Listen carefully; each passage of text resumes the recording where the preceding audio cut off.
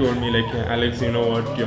You're fighting for LGBT rights. It's just going to be like, are you going to wait for 50 more years?"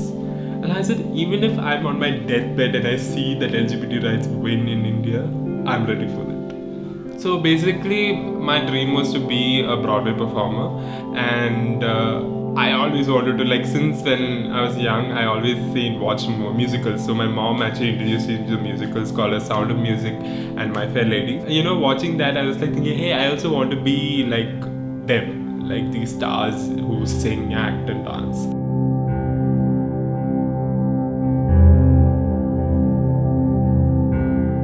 And then I happened to watch Hello Dolly, and then it went on to Hairspray, different kinds of musicals.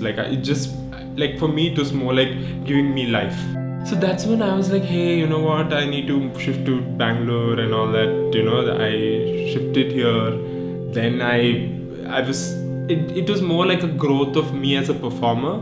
So I started knowing that I can sing. I started knowing that I can dance. I started knowing that I can act.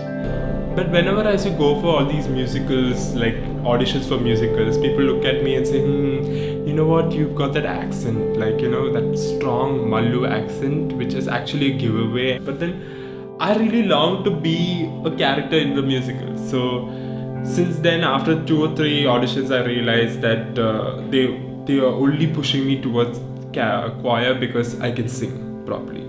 So when I sing, I don't have the accent. So that's when I was like, I just like, you know, just sat one day, I was not getting the adrenaline rush as a performer, and plus I was not getting anywhere with my dream. Is when I started, like, you know, watching movies. I started watching different kinds of movies, and I came across this movie called as Mrs. Doubtfire.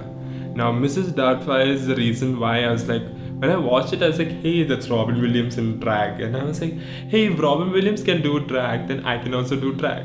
So that's how Mayama came to me. And also, plus, it's my character.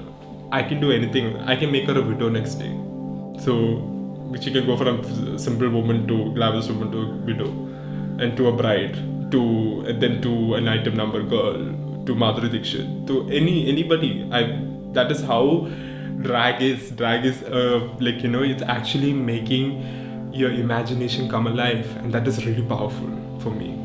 And also, the reason why she's such a hit is she's not some floozy drag queen, or she's not one of those she makes caricature of women. She's more of a drag queen who stands for ideals like individualism, gender equality, and feminism, and that's what sets her apart. Me being a drag queen, I rather, like, my goal for this year is to go all around India and talk about Mayama and her journey, and tell people that even you can do what you dream of.